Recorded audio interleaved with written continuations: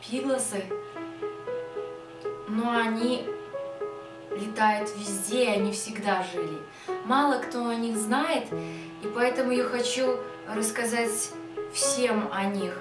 Ведь это волшебные существа, и они помогают людям. Они очень похожи на человеческий глаз.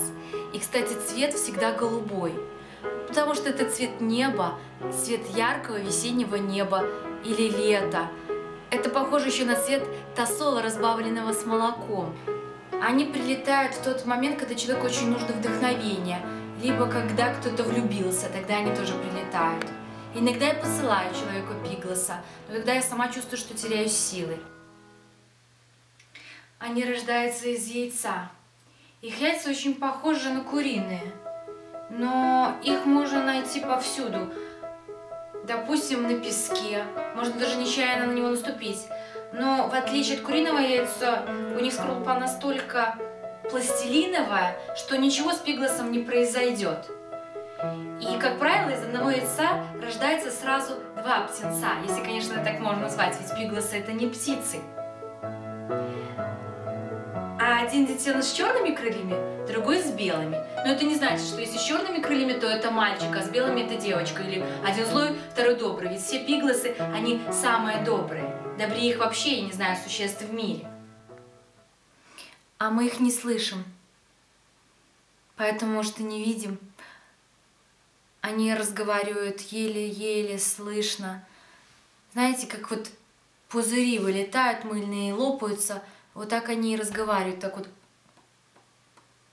Они любят высиживать яйца в белье, то, которое сушится на веревках. Особенно они любят высиживать их, опуская в колготки. Я не знаю почему, но у них какая-то слабость.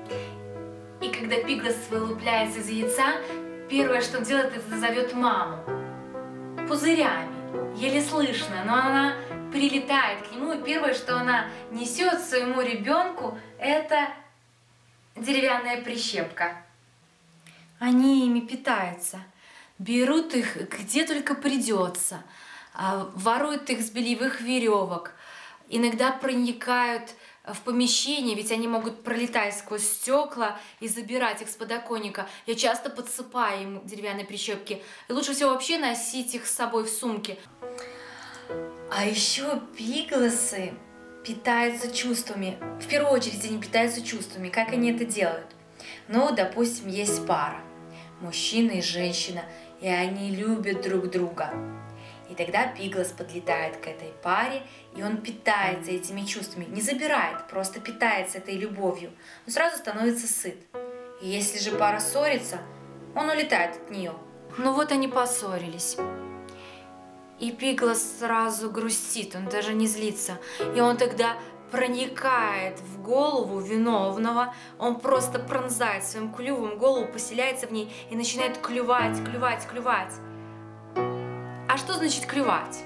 Просто этого человека начинает мучить угрызение совести. Мы думаем, ой, ну, наверное, я сделал что-то не так, зачем я его обидел?